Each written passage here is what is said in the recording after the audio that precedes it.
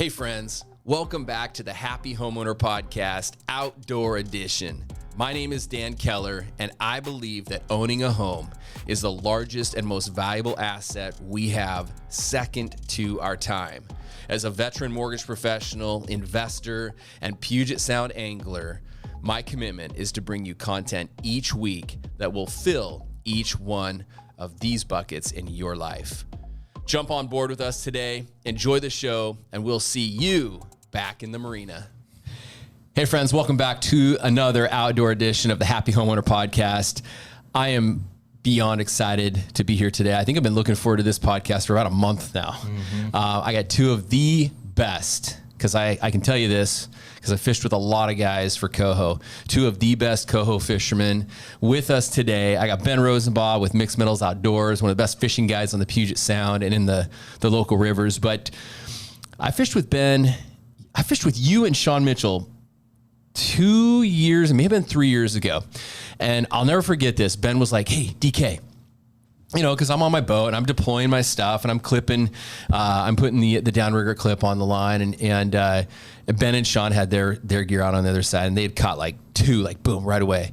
And I got one too, I think, but Ben goes, hey, DK, try this. And he shortened up the clip to leader length on me. And dude, ever since then, I'm not saying it works every single time. I mean, a lot goes into it with troll speed, but if you do all things right, this is like John Martinis says this best, having success on the water is an accumulation of all the little things. Yep. That was probably the best little tip for Coho that I've ever gotten. That's what I love about Ben. He's always teaching, he's always helping. And I got Connor here. He's the gear guru. brought a couple things. Brought a few things here. Connor's the owner of John's Sporting Goods. So we got a great show for you today.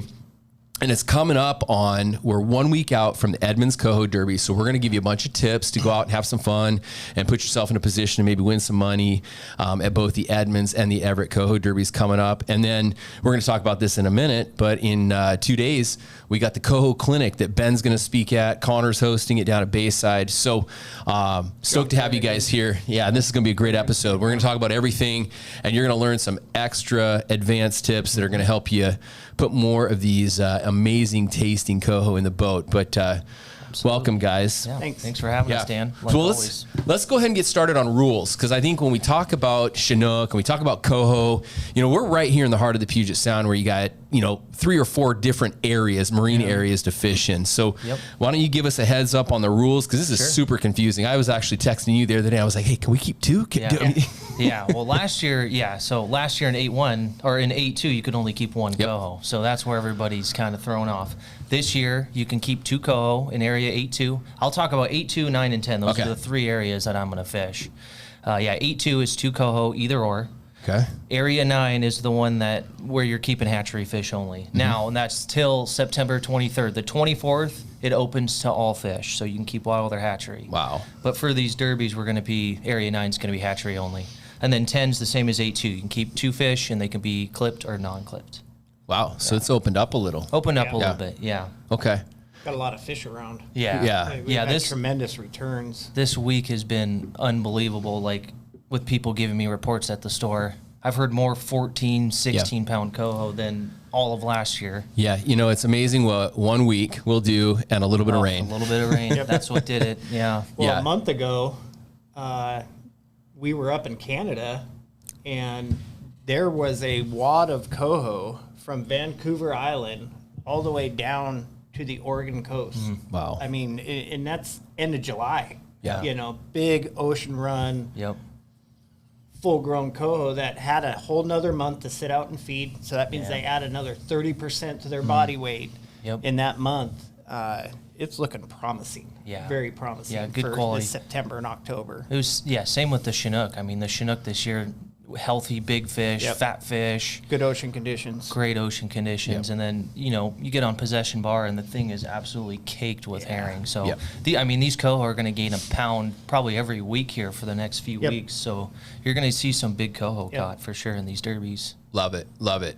One thing that's important to mention with those rules is once you catch a native Coho in outside of Area 9, Yep. You cannot go That's fish Area 9. Exactly. Period. Yep. So yeah, if you're an 8-2 and you get a wild fish, you're stuck in 8-2 Yeah, or 10. Or in 10. Yep. Now, if you're an 8-2 and you catch a hatchery fish, You're okay. You're more than welcome Yep. to go into 9 and fish. So Yep. that's one thing you got to be kind of conscious of for sure. Love it. Love it. So as far as areas, we're good. We're dialed. Yep. And this is, your strategy matters, of course, especially with these derbies. Because, Fish and Game and the Coast Guard will be out Yep. there. So abide by the Very active. rules. Oh, yeah. And of course, barbless hooks. Don't forget that. Barbless hooks. That's another good one.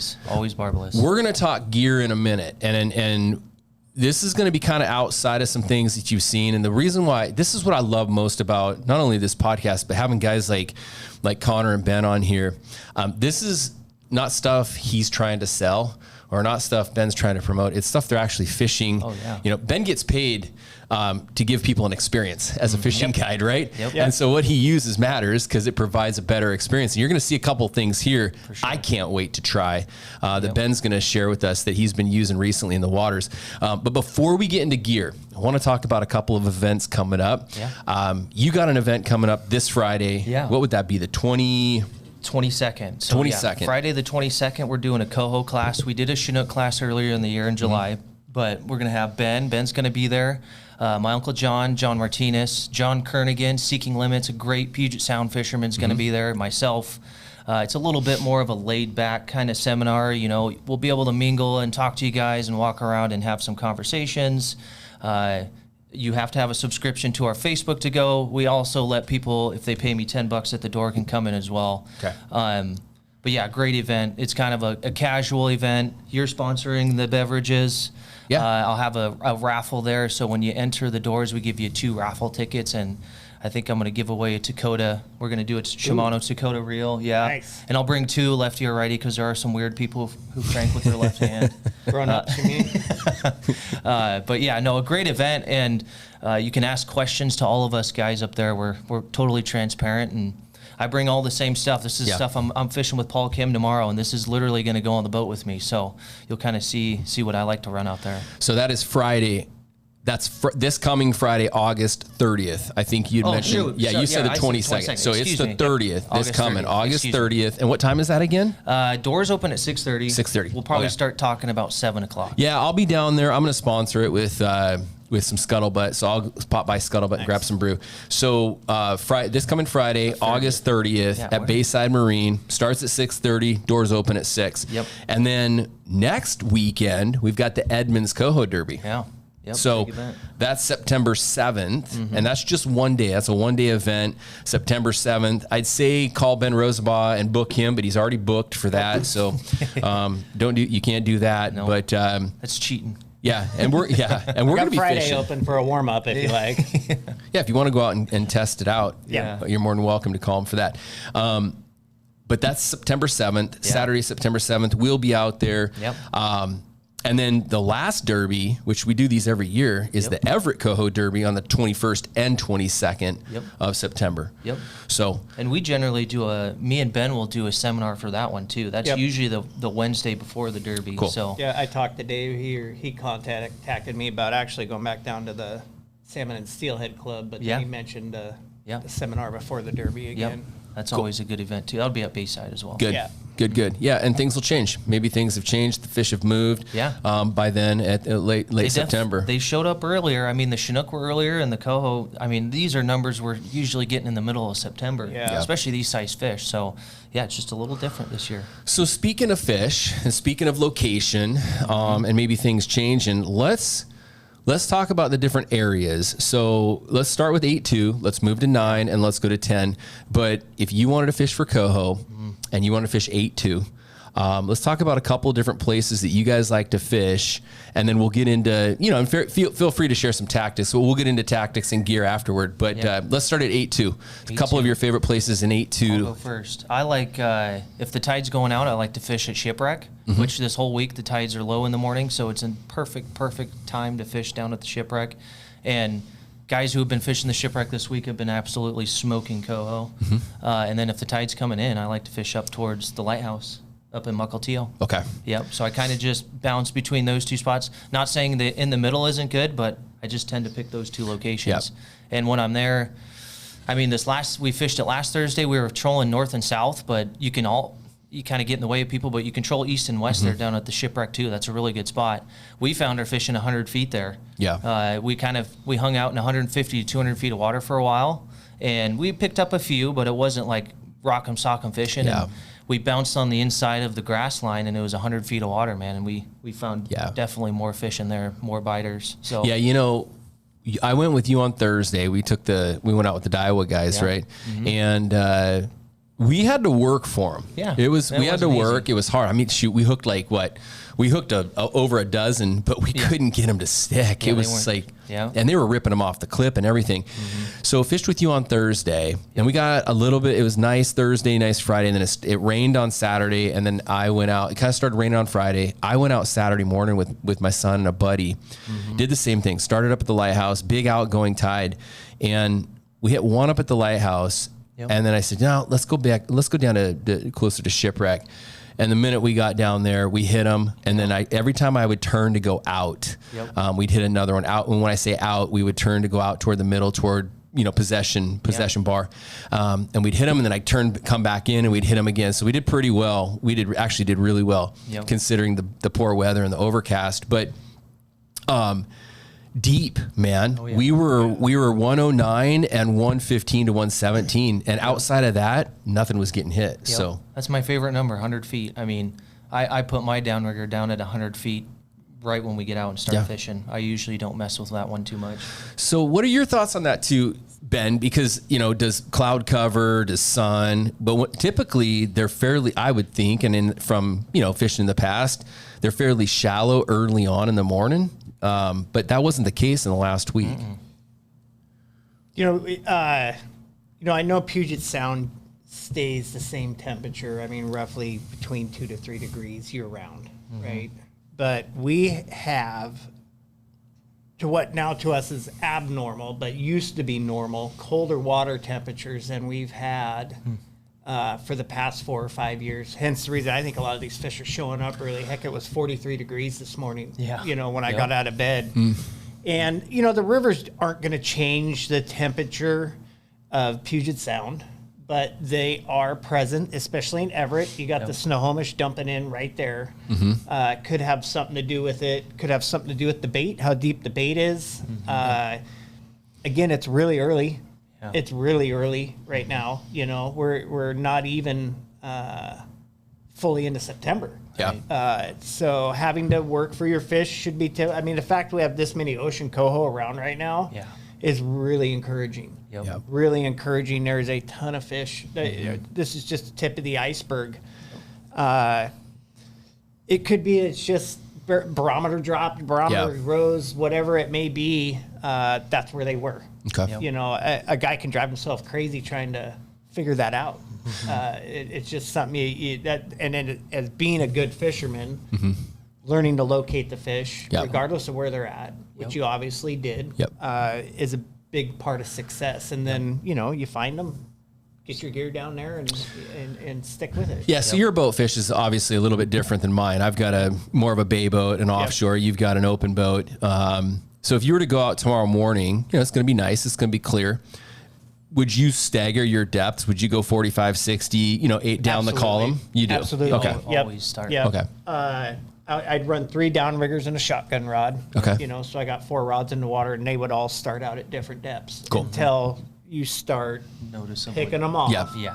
Yeah, see, it was really funny the other day because your buddy Dave Miller was out there, right? Yeah, and he was 77. And he was 77, and we had one at 75. Yeah. And we had one at 75, and you had yours down at like 100. Yeah. And Dave got his 2 fish, and he's out of there. Yeah. And we hit a couple at 75, but our best number was about 100. 100 feet. Yeah. Yep. Okay. That was the one. And then we had a double on, and I know one of the downriggers I put at 100 feet, and I had one down at 115. Yep. So they were just traveling, and it wasn't necessarily that we were marking fish on the fish finder at that depth. That's like I said, everyone kind of has their lucky number, and just so happened to be 100 feet, and we just put both of them down there at that point. Okay. Yeah. Okay. So that's good. Another quick question about tides too, and I know it's not as big of a deal with Coho as it is Chinook, but you got to understand, and you might even need to look at a current map for this. But if you get down by Shipwreck, you got different tidal currents because you've got possession bar over there, and once you hit the bar, outgoing is out toward obviously Port Townsend, toward the sea. But sometimes when you get inside there a little, outgoing is out through Camino and Whidbey, right? Yeah. So I don't know if you know this off the top of your head, but if you're fishing down towards Shipwreck, is the outgoing tide moving toward Edmonds, moving toward, it is moving south? Okay. Yep. It's peeling around the corner there. Cool. For sure. Good. I mean, that's when we were trolling there, we had one way where the kicker was hardly going, and we were doing 3.8 knots. And then when we turned and head towards Everett, we were doing, the kicker was in high gear, and we were traveling. So that tells me the water's flowing outward that way quite a bit. So that's another key to fishing these little animals is understanding tidal flow. And we fish both ways. When you're trolling 3.8 to 4 miles an hour, I mean, I usually say troll at the tide, but at those rates, you can kind of get away with trolling both ways. Cool. You're going so fast. So that tidal flow, though, you gotta remember this also is going to change with how big of a tide you have there, because the tide is actually going out, wrapping around Whidbey Island. Going both ways. Yeah, it goes both ways. So that split, the tidal direction split, moves up and down that beach. Sure. Depending on, as you get closer to Mukilteo, at Mukilteo, it's going to push out towards Hat Island. Right. As you move closer to Shipwreck, it's going to push out towards Possession. But where that split is depends on how big the tide is. 100%. So it could be all the way down at Shipwreck. One day it's going one way, and as the tides get bigger or smaller, it can move closer to Mukilteo. So and I think we had big outgoing tides, not incoming tides. So I think that transitional point was up towards Mukilteo. you kind of just got to put your gear down.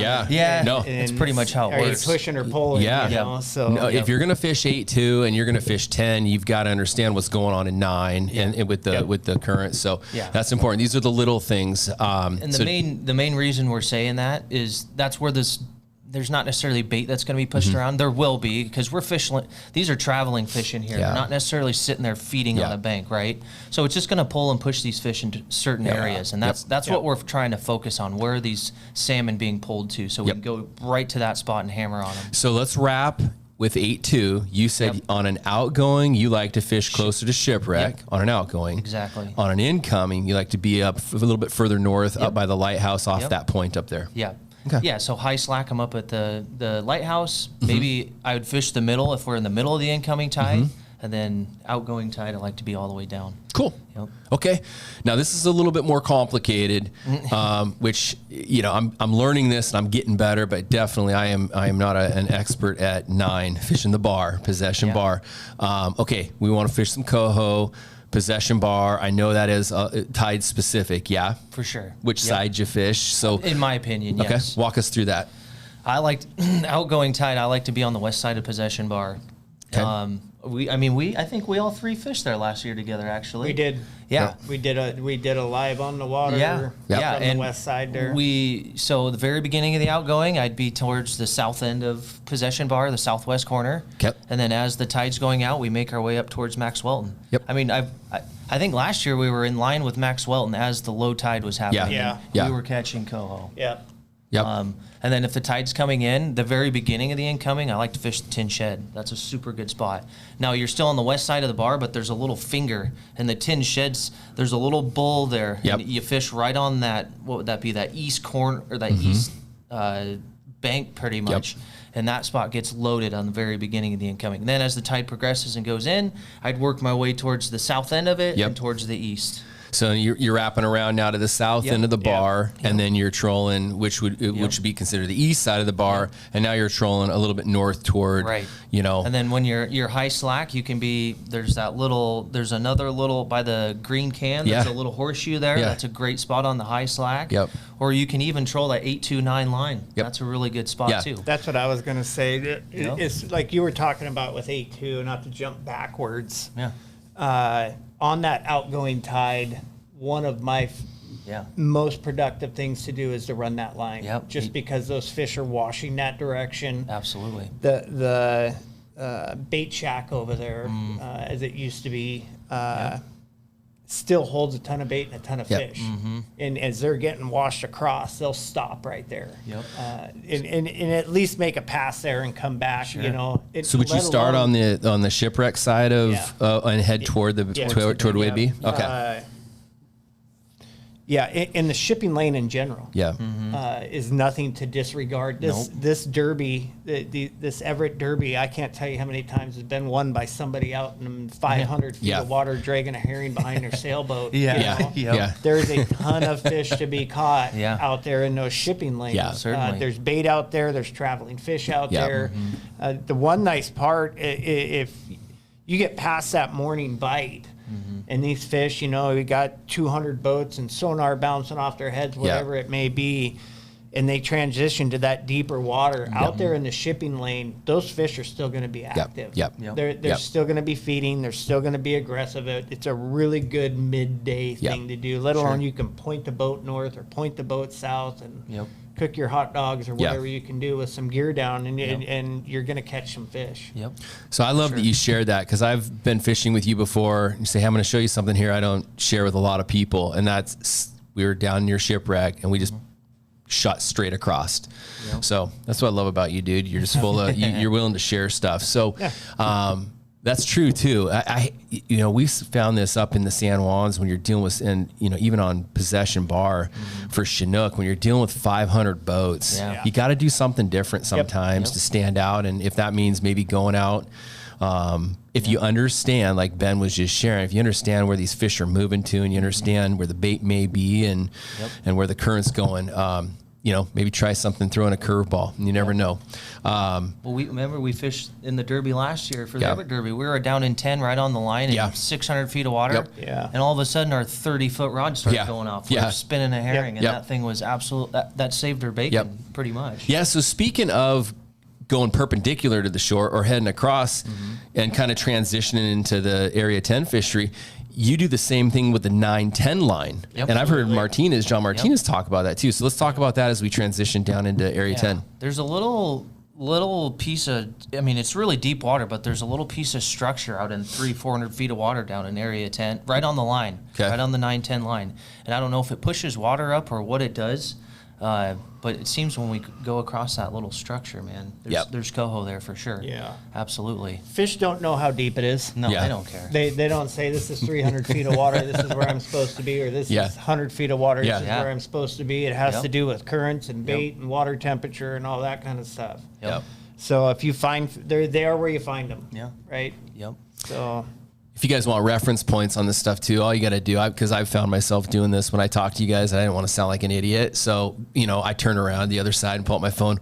Where is the 8-2 Marine Area 8-2 Marine Area 9 line? So if you just Google that, you guys, you'll see these lines and just mark them up with, it's pretty darn close to shipwreck, and then tied right over to the point of possession. South tip of Whidbey. And then the same thing when you're going to go with the 9-10 line, you're down near Edmonds, the ferry and all that. So, these are really, really great tips and tactics. So, okay, so we talked about areas. Actually, let's talk a little bit more about Area 10. So, you can go across, you can fish across.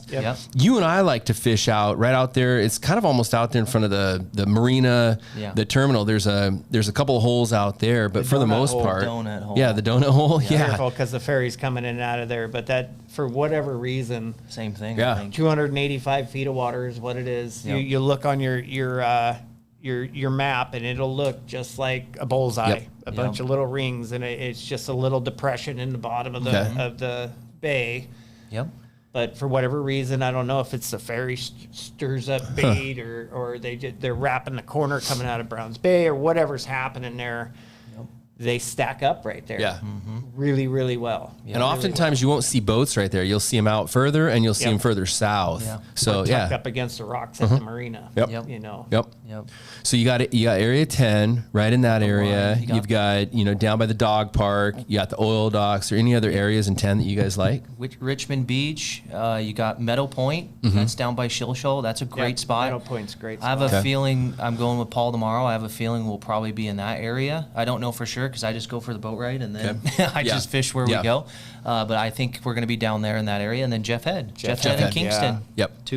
Two great spots for coho. Apple Tree. Yep. Apple Tree. So you guys actually do go over there. Sure. Yeah. Okay. Absolutely. Yeah, it's a jaunt. If I'm over on the other side, it's especially in 10, it's a desperation move because we haven't found anywhere else. Yeah. But, Yeah. There's tremendous fishing. Well, one of the best days of coho fishing I think I've ever had with John was it's in area 9, but it's Pilot Point. Oh yeah. Just above Kingston there, at Apple Tree Cove Point. Boy, talk about a great place to drag herring around. Yeah. It was so fun. Yep. So there's lots of areas to fish for these coho. Love that. Yep. Okay, so speaking of tackle, regardless of 8.2, 9, 10, maybe a little bit different than Chinook because Chinook are chasing bait and the different size of bait might be different in different areas. What are some of your go-to, let's talk about flashers first, let's talk about leader length, and then the spoon, the squid, the hoochie, the ace, all of that good stuff. Yeah, you don't see a lot of spoons here. Not that they don't work, they do, absolutely. I think when I start fishing, even for Chinook, I typically start with this one right here. The Morning Mist. Yep, and I put an orange stripe on it just because I had extra tape laying around. You probably don't even need it on there. Arts and crafts. Yeah, but that one there is usually the first flasher that goes down on my side. Okay. I know we like to use that on your boat for sure. Yeah, I think when we went out the other day, I was going with the Green Hornet, right? Is that what that's called? I think you had the Morning Mist on, and then I put the Green Hornet on. Green Hornet, That's another great one here. Okay. Green Hornet, a notorious just salmon killer for sure. Okay. A lot of the times in the mornings, I like to run the lights. Not that you can't run it during the day, you totally can. But usually by 9 or 10 o'clock, I put just a regular flasher on. Okay. This is a Gibbs flasher. I don't know what they call it, but it's got a purple stripe on it, and it has just this insane UV tape on the front. Yeah. This kind thing, of a Purple Haze knockoff type. pretty much, and this thing absolutely reflects UV like no other that I've ever seen. Okay. So that one for sure goes in the water. We fished that one and caught fish on it Thursday. Yeah. Typically behind that, I mean, if I had to choose one thing to fish with only, it would be your OEL 12R squid, your white UV squid. Okay. And then I put I have the 312 Ace High Fly, the needlefish Ace High Fly in there. I know you got that in a Ziploc. I take it. You want to pull that out real quick so we can see it? While you're doing that, Ben, do we miss any flashers? Anything here that you like to run? I'm a Purple Haze. I've got the Node Bananas.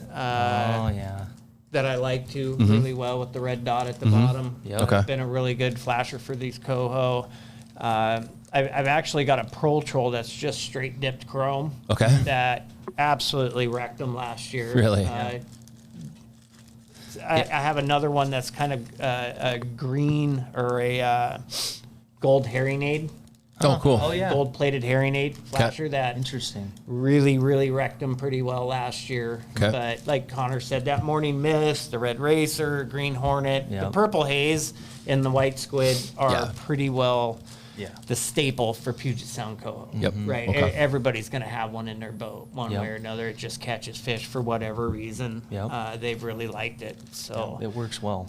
yeah. Yeah, you can see you have Ace High Fly, 312, and needlefish. This is the skinny guy. So that's the skinny one. Yep. And you sell those just open in boxes, right, up at Yep. the counter? Yeah, so you can come in and grab a handful of those. Yep. If a guy comes in and asks me, what do I need to fish for coho and what's going to be not guaranteed, but as much guaranteed as I can, this is exactly what I'm going to sell them. Yep.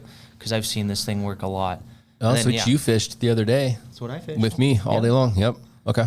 And then your squid just slides right over the top of it. So it runs in there like an insert. And then I have So both of those are UV. Neither of those are glow. Right. Right? Okay. Right. So you're going straight UV. 2 5/0 hooks, and you can see my spacing between here. It's quite greater than most people. Yep. You're almost you're for sure three fingers. So pull that back up there. Pull that squid all the way down to the top hook. Yep. That trailing hook on your setups is actually hanging out below. You see that, yeah. you guys? Yeah. That's something I've learned from you as well that I've been doing. Normally, I used to bury them both up underneath there where you can maybe see the bottom. I like that, and that works. So there's another way to do this too, and you can add beads. So I could put these shorter together, so they're maybe 2 finger lengths or even 1.5 finger lengths apart, and you can add beads to the bottom or the top of your hook here, and that's going to pull your squid up.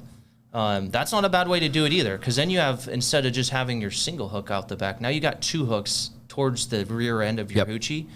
I've done really well with that, but the last few years, this is just how I've been tying them. I like having one up towards the head, and I like having one outside. And then, I put 2 orange, these are glow orange beads, and then a single, like, oval glow bead in between. And it's there for a flash, a little bit of attractant and to protect. I mean, it's not protecting a lot of leader, but it protects it a little bit. I mean, we broke off a back hook Thursday, and it's notorious for coho. They just rip that back hook off the. Well, it happens when they're in the net. Yeah, absolutely. They start thrashing around, and that hook gets caught in the net, and they break it off. Then. So while you've got that out there, so that's your UV setup. Ben, any tips and tactics for tying those up? I do this a little bit different. Okay. I don't like the bead, and I don't care about protecting my leaders. I really don't. I tie hundreds of them, right? Okay. I don't like the beads on the hooks, the back hook, because of this right here. So when that thing's hanging in the water, these hooks don't sit like this. Not perfectly. No, the hooks hang down. And the more weight on them, the more you have them hanging down. Okay. So I run really stiff. I run for coho especially. I run the Blue Label Seaguar just because it's a stiffer. It is just stiff, It's really stout. stiff. And I tie my hooks a little closer together. I'm like that hook just barely basically the bend of the hook hanging out of the bottom of the squid. Reason being, I like to try to get both hooks in the fish. Right. If they're going to short strike it, I want them to completely miss it. That way they don't get pricked and they come back and smack it again. Okay. Sure. Right? Okay. That's just my preference. No. Right. Other than that, I mean, everything Connor said pretty well right on. I run a little bit smaller hooks. Okay. I like a 3/0 or a 4/0 fine wire, especially with these coho and having to pinch our barbs. Those fine wires seem to not only penetrate quicker, but they punch less of a hole. Okay. Doesn't rip them open. So it doesn't rip them open quite so bad. So that was going to be my follow-up question is we'll talk about leader length in a second, but pound tests. So you're running a little heavier. Are you going with 40? No, 30. You're going with 30, but you're running the what? What's the Seaguar you're running? Seaguar Blue. I run the Blue Label only for versus orange. coho. Okay. I'm not a big fan of the Blue Label. Okay. I'm really not, except because of how stiff it is. Okay. Okay. But for the coho, I like the Blue Label. Okay. For one, to keep my hook straight, and two, that flasher, the stiffer that leader is, the harder it's going to, throw your bait around behind there. So, and we're looking for action at everything we do. Coho fishing, Action. we are looking for action. 100%. Okay. Well, speaking of action then, so the shorter your leader length behind that flasher, the more action you're going to get. So what are your guys' leader lengths that you prefer? 36. 36, 3 feet. I cut these at 38, and then I tie my chain swivel to it. So it's right around 36 inches. Okay. Yep. And it doesn't have to be absolutely precise, but that's what I found works the best for me. Okay. Yeah. And I use Seaguar, but it's the orange label. And it's just, it's a softer, it's a more pliable line for sure. But I like what he said. I mean, a stouter leader is absolutely what we're looking for. Yep. Yeah. So it's a great idea. 100%. I mess around with leader length a lot. You know that. Yep. I'll start at roughly 36 inches. Sometimes I'll stretch them out. Sometimes last year there was a day I had things cut down to like 18 inches. Oh, really? Jeez, Sockeye. But that's what it took. We were getting bit, but not a lot. And the shorter I got with everything, the more they were biting it. Heck, I got done. That leader was about this freaking long. I'm looking at it, I'm like, holy cow, I feel like I'm up at Baker Lake again already. But they were getting it.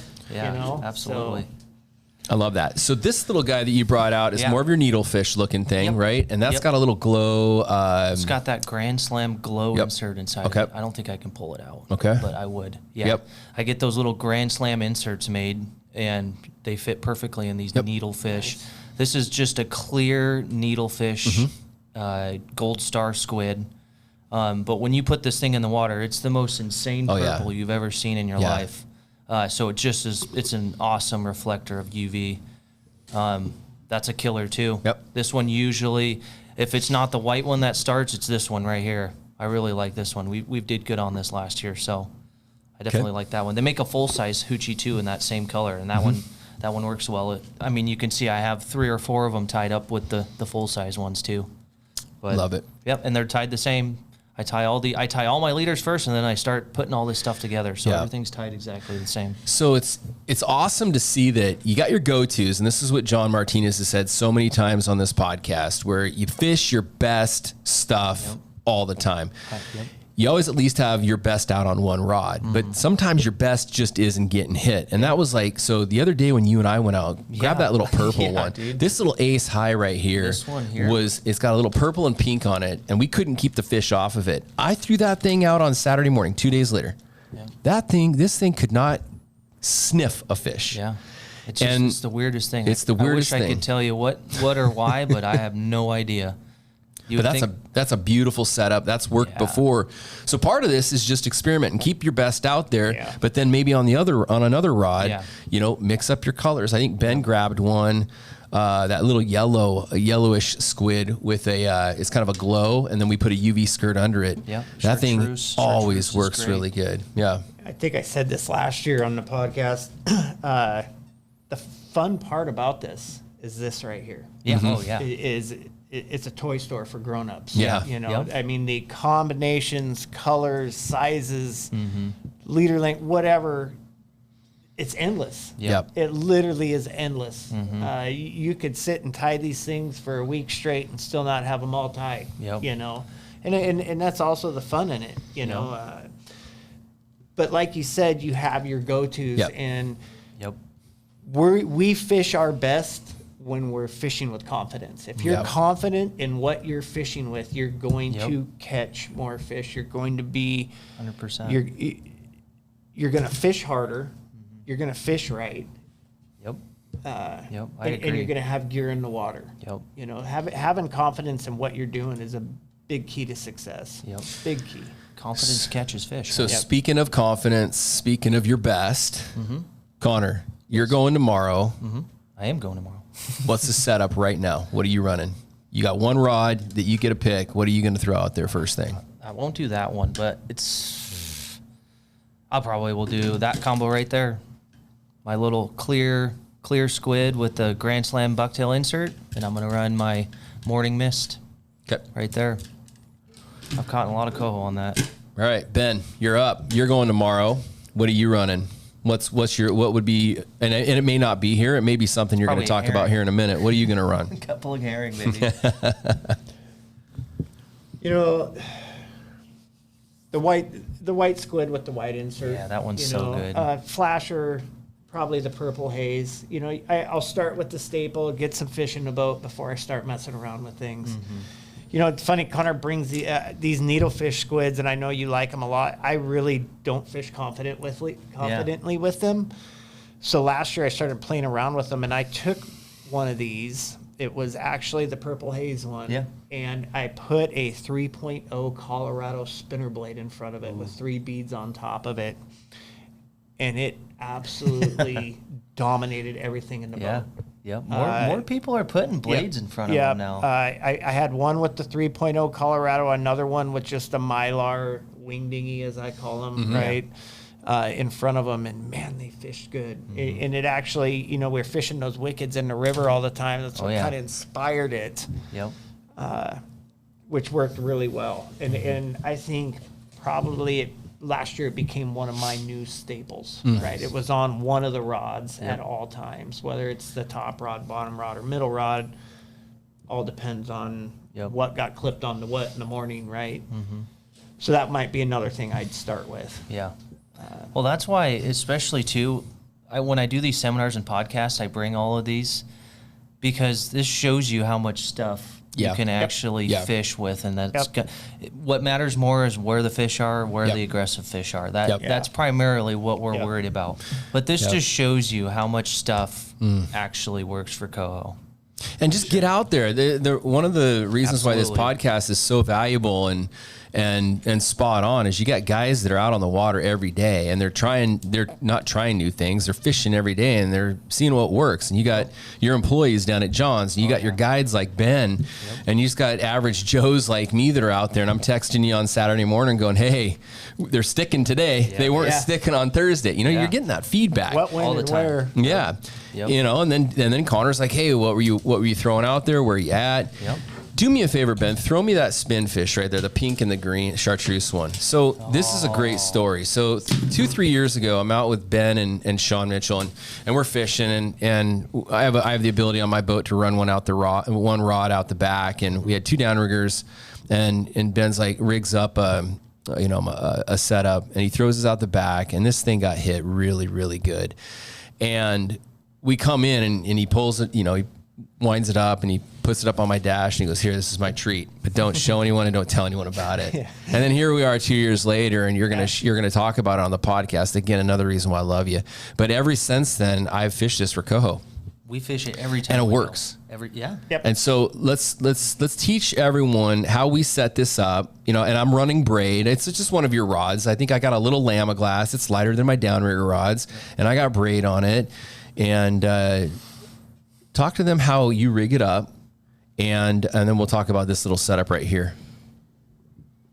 So these spin fish, it's not just coho. I've been down at Buoy 10 for a month, and I caught a ton of Chinook on them. They are very, very versatile. The Brad super baits work a lot the same. This is more of an anchovy. Let me see that guy. Yeah, that one's long and skinny guy. Yeah, that's long and skinny. So these spin fish, 2-3 years ago, they came out. You can pop them open. This one still got tuna in there. It literally was fished yesterday. The hoochie off the back is my choice. I don't fish them that way for Chinook, but I do for coho. You can run them on the shotgun rod, like you were saying, throw 8, 10, 12 ounces on a slider. When I do that, I generally will run a longer leader, about 60, 68 inches, something like that, 5-6 feet, right, to get it away from the lead. We fish them behind the flashers sometimes too, not as much as we do shotgun rods. So you could drop that behind, same thing though. Would you drop it? Short your leader up to your typical 36 to 34 inches or whatever, and run them behind the flashers. They fish really. The nice part about these is just like fishing a hoochie. It's a set it and forget it thing, But you have actual bait in the water. The super baits are also, you're going to get the same results out of them. The only bad part about a super bait is they're a little more open. The bait washes out of them a little bit faster. You have a few more color options in the super baits than you do, but they are coming out with more and more. Like this one just came out this year. This is called corn chowder, I believe is what they call it. It's hard to keep up with the names, all this stuff. But this one's worked really well for me. The No Bananas, the Herring Aid. They've got a lot of really neat colors they're coming out with. But they really have taken off and really have caught a lot of fish. Reason being, they have a ton of action to them. Man, they really, really light these coho's fuses. And I'll tell you, when you've got that rod pointed out the back of the boat and they grab that thing, it shakes the boat. Man, it gets everyone jumping. And it's not just your real, generally your smaller fish are a little more aggressive than the bigger fish. They caught a lot of big coho last year. A lot of big coho last year. Our biggest fish in the Derby last year for the Everett Derby came off one of those spin fish off the back of the boat. We were up on top of Possession Bar in like 60 feet of water. I was chasing bait around up there. And things had slowed down, and next thing I look back, and that frickin' shotgun rod is just corked, and the fish is flying out of the air. I'm hardly, So they really, and it's really easy. It's really easy to do. Anybody can do this, right? And you can stuff it with whatever you want. You eat tuna, herring, chopped up herring, anchovies, sardines, Joey has a mix of basically, I call them mill ends, but it's all the remnants from what he does there in the bait shop. And he chops it all, runs it through the grinder, and puts it in a bag. It works really, really great for stuffing these things. It's 1 or 2 pound bag. I don't know how big it is. It's fairly inexpensive. It'll last you the whole year. Oh yeah. Right. Yep. So you don't have to sit there every night and chop stuff up to throw inside your, but personal preference. Yep. Yeah. And then with that, there's no need to run a little herring strip down below the hoochie. So you're stuffing it full of goods and throwing it out there. That's your flavor. Hoochie, no hoochie. I mean, however you want to do it. Okay. Personal preference. But I definitely would encourage people to try it. Yeah, for sure. It's put a lot of fish in my boat. Yep. So this way, I'm running braid. You run the slide. You tie it onto the slide. Tie it on the swivel. So now you hook your 10 to 12 ounce bead chain. Okay. Don't just use a swivel. Use a bead chain because Yep. these things spin like the dickens. Yeah, and if you're in grass, you got to check it every now and again because the grass gets stuck in that chain swivel and that thing will be knotted up. That happened to us a few You'll times. have a big mess in a hurry. Yeah. Yep. So keep an eye on that. So big chain swivel, and you're running longer leader on that one. You're running about 6 feet. Without the flasher. With no flasher, 5 or 6 feet. If you want to run it on a downrigger with a flasher, you're going to shorten it just to your normal. 36. To our normal 36 inches. I really like these super baits. They catch a lot of fish. One thing that we lose these rubber bands all the time. Okay. Yeah. And that's another thing that I don't have to worry about with the spin fish. I've been fishing these super baits for coho for 15, I don't even know, 10, 12, 15 years. Who knows, Yeah. right? And I just spent a whole month running these things around down there. But like I said there, I set it and forget it. Yeah. Kill it. Plain and simple. You buy extra rubber bands down at do they sell extra? You know what I've been doing actually? We were just talking about this tubing. I have all this tubing in my boat. Yeah, I was gonna say. I just cut little chunks of that off, and it actually stretches far enough to get around. Oh, it does. Yeah. Surgical tubing works good too. Yep. So, Yeah. yeah. Old So- school steelhead fishing Yeah. with, So when I with run out lead. of those rubber bands, they give you 2 or 3 extra. Yeah. Yeah. I'll just start cutting little chunks of the spinner tubing. Works really good. There you go. Okay. Yeah, Perfect. We had one on Thursday. We had a fish hit one of those spin fish. That thing came 6 feet out of the water. It was absolutely awesome. He hit it and came out of the water like a marlin. It was awesome. We didn't even look at the rod. We were looking back and there was just coho Yeah. jumping behind the boat. Yeah. We're like, oh shoot, that's our top rod. Yeah, That was those are awesome. fun. And it's a way to run an extra rod. If you got 2 downriggers, it's a way to run a third. And it's not going, I mean, even with the 12 ounce weight, and you let out what, 80, 85, 100 feet? Probably getting down 30, 35, maybe 40 feet. Yeah. Yep. Yeah. So let's talk speed, trolling speed, because I think this is really important. Oh, yeah. I thought the other day we were cooking, and then you took over and you increased the throttle a little bit more. And I'm like, geez, we're flying. And that's when we actually started hitting more fish too. So, and then there's a great question by one of your customers down at John's around trolling speed. So let's talk about in general.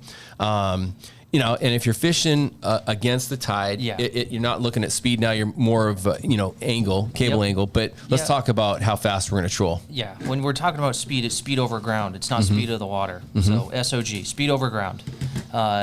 When we were hooking fish, our speed both ways. So against the tide, obviously you're giving it more gas. But I want my speed over ground to be anywhere from 3.6 to 4 miles an hour. Okay, that was the sweet spot for us. Yeah. Now, we always talk about a 45-degree angle. So when you're going at these speeds, your angle is, what would that be, less or greater? Because Greater. Your downward angle is greater than 45 degrees. It feels completely foreign. like Especially when you just hanging got out the boat, you just got done fishing Chinook when you're trolling a lot slower. Yeah. But like you said, we sped up. We started catching reasonably more fish. Yep. And it wasn't that we changed a whole lot. We changed our speed and we changed the depth of water. Yep. And for some reason, that combination, we started catching fish. And I always tell people this. I'm sure you guys heard me say this. When I'm with John, we are the fastest boat trolling. There's no question sass, especially for coho. Okay. There's typically not a boat trolling faster than us. So don't be afraid to crank up your kicker a little bit. And 3.8, 3.8, 3.9, 4. That's all good stuff. That's the speed that these coho seem to it triggers a bite. Okay. No, it sounds good. Speed over ground is also something to look at. It's nothing to base your troll your downrigger. The cable angle needs in my opinion, to be the same going both directions. But if we have huge tides and that water's really pushing, these coho also need to chase. You got to remember that water speed down where the gear is and the top of the water is different, and they need to chase, right? They're used to chasing their food. Yep. So if you're pushing into the tide and those cables are kicked back and you're only doing 1.5 to 2.0 and not getting bit, it might be time to just pick up and only troll one direction. 100%. You know, and you'll notice days where you'll only get bit going one direction because of that. For sure. It's not the direction the bait's moving or the direction the fish are pointing. That really doesn't matter that much in Puget Sound. It's the speed, the actual moving speed of your bait. Yeah. I think the downrigger angle, that's what's going to contribute to what your action is, what's causing these flashers and stuff to kick around. That's all due to the downrigger angle. And that could be going slower one way, but your angle's the same, but that stuff's still getting kicked around the same amount when you're going the other way at a different speed. So Dale Suda, a good customer of yours, you probably answered this, but let's confirm this for Dale. If trolling with the current and it's moving 2 knots and you want to troll at 3 to 3.5 knots, does that mean you should be moving at 5 to 5.5 knots? No. Speed over ground. It's speed over ground, and it's downrigger cable angles. Cable what you should angle's focus going on. to take priority every time. There you go. Adding the two together. I mean, you're not doing any of that. When we say you want to troll at 2.5 miles an hour for Chinook, that's with the current. Okay. I don't quite do 4 miles an hour very often. I choke my gear to the point that I usually stay to that 3 to 3.5 if I can, just because it seems to. I'm operating 3 downriggers and a shotgun rod by myself, and if we're doing 4 miles an hour and I'm trying to tell somebody how to fight fish and net fish, and I bump that tiller handle, we're sideways really quick at 4 miles an hour. But it still comes down to cable angle, and all that's going to change with the size of your downrigger balls. Right? Oh yeah. 100%. And how deep you're fishing. And depth, I mean, we can preach this stuff to you guys till we're blue in the face until you get out and figure it out for yourself. We'll help you any way we can, tell you everything we know, but there's a lot of this you just got to get out and let it happen. You know, or not happen. I mean, I learn more when I don't catch fish than when I do. When I'm catching fish, I don't learn nothing. You know, I really don't. Other than you just start having fun, you get caught up in the moment, stop paying attention to things. I really have to tell myself a lot of times which rod's getting bit the most. You know, what flasher's getting a bit low. How long was that leader? Because a lot of times I'll forget to do it, and then I'll be out there next day, and the leader's broke, and I'm like, how long was that leader? Why wouldn't I think about that? You know, so I've really had to train myself, especially because my livelihood now depends on it. You know, and the success of my business depends on catching fish and getting people to come back to really pay attention, take notes. Sean Mitchell, guy's got a lifelong journal. I wish I'd have done it my whole life. You know, so I started doing it 4 or 5 years ago, and I do it on my little calendar right down here that I book everybody's trips on. Hey, I fished here, ran this, this happened. Smart. You know, weather, all that kind of stuff. It makes a huge difference. If you really want to be successful, you really want to put yourself in that 10%. That's the kind of effort it takes. You know, it just depends on what you want to make out of all this. Anyone can catch a fish when it's good. We saw that with Chinook on Possession Bar this last year. You drop anything down, you're going to get hit. It's when it gets tough. How did those fishermen put fish in the boat? I do that a lot of the times too when we're fishing. One of the first things I try and tell myself is which way were we trolling? Which way were we going? Oh, that guy has a fish on. Which way is he going?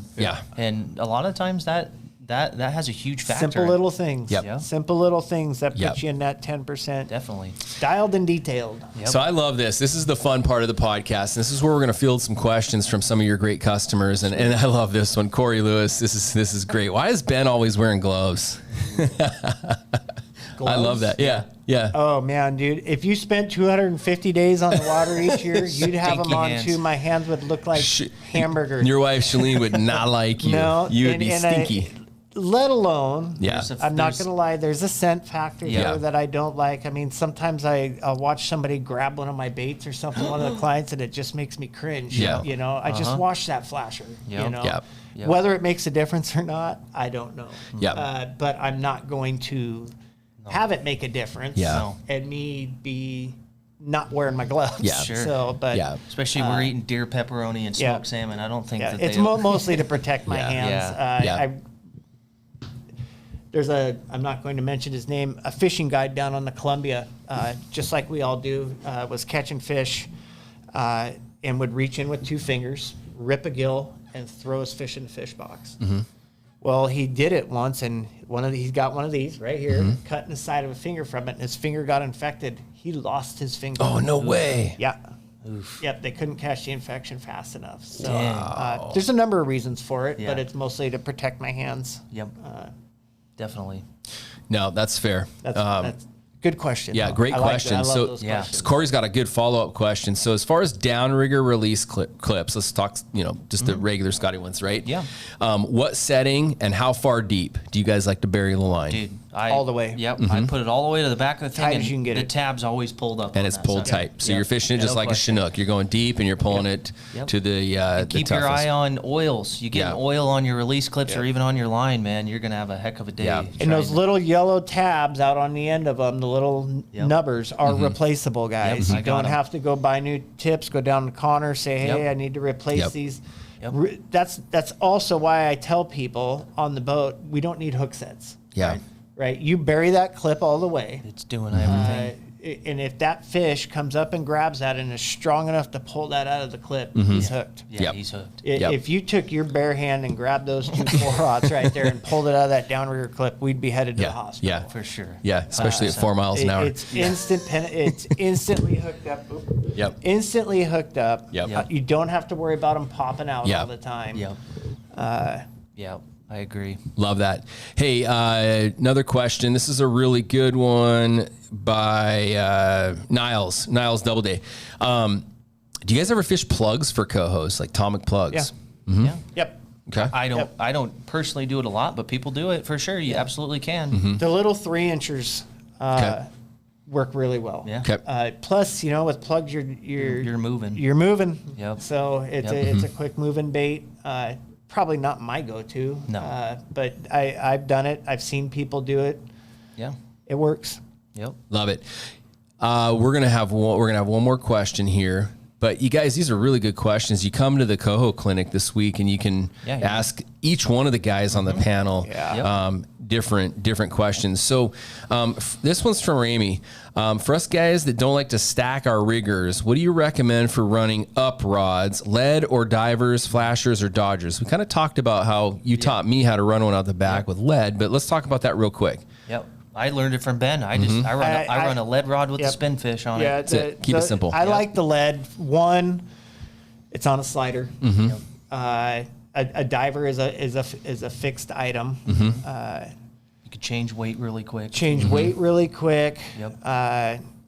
It doesn't have to pop loose Mm-hmm. or break loose. Personal preference. It doesn't pick up seaweed and crap as much as the divers do. I can really, if you fish them a lot and you have good electronics, I can really dial in that lead. I just spent a month down on the Columbia fishing lead rods. Yeah. I know how far everything's getting down. Yeah. I know how it's going to react. Yep. I like the lead. Yeah. Personally, Me too. less intrusive. And when you're landing fish, the reason we have the lead on the sliders is for 2 reasons. When a fish bites it, he's not jerking on the lead. Yeah. It just slips right through. Yep. All he's feeling is the tip of that rod.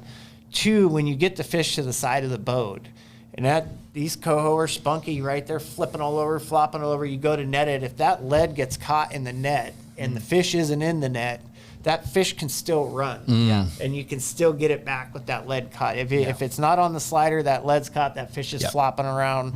It's gonna come off. Yeah. Yep. So- Absolutely. Love that. The great tips. All right, you guys. So you can learn more if you come out this Friday, the 30th, Yep. at Bayside Marine in their dry storage. We're going to be down there at about 6 o'clock. Open the doors at 6. The Coho Clinic starts at about 6:30. Yep. Ben's going to be there. John Martinis, Connor's going to be there. I'm sponsoring happy hour, so if you're a member and you come in, Scuttlebutt beers on me. Come down and learn more.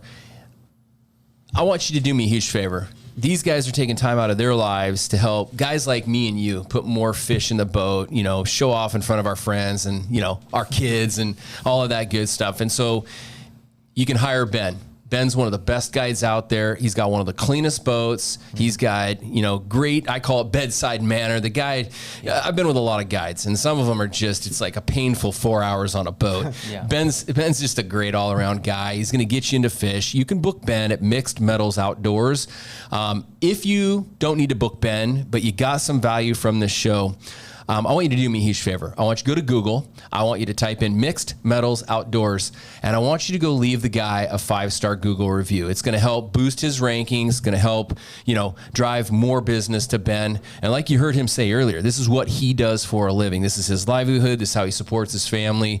And for a guy to take time out of his day to come in and help a guy like me with a podcast, it's pretty valuable, and I really thank you for that. And the same is true with Connor down at John's Sporting Goods.